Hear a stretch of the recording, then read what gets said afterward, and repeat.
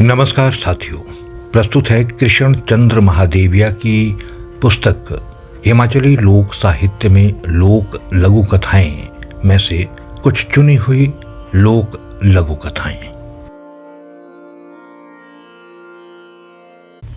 नमस्कार साथियों, प्रस्तुत है कृष्ण चंद्र महादेविया की पुस्तक हिमाचली लोक साहित्य में लोक लघु कथाएं में से कुछ चुनी हुई लोक लघु कथाएं।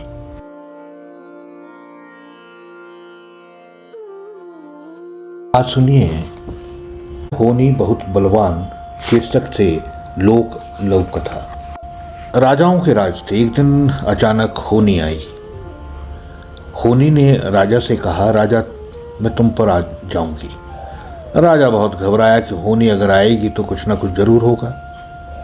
अगर होनी अच्छी करने को आए तो युग सवार देती है, अगर बिगाड़ने को आए तो हर वस्तु को नष्ट कर देती है। राजा ने पूछा, आप कब आएंगी होनी जी?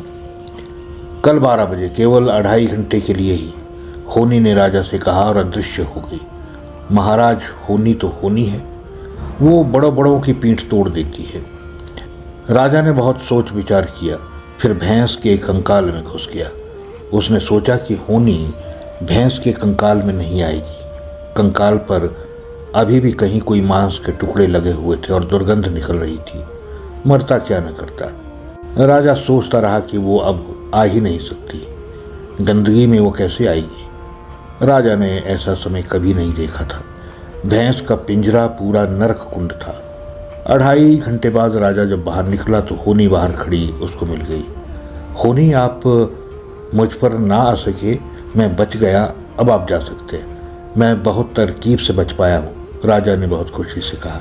होनी ने कहा, राजा मैं तुम पर ही थी।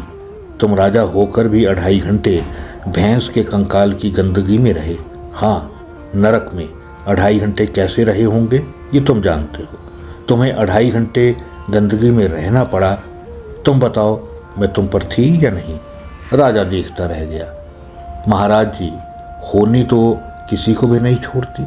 होनी बहुत बलवान है। ये थी होनी बहुत बलवान से लोक लघु कथा।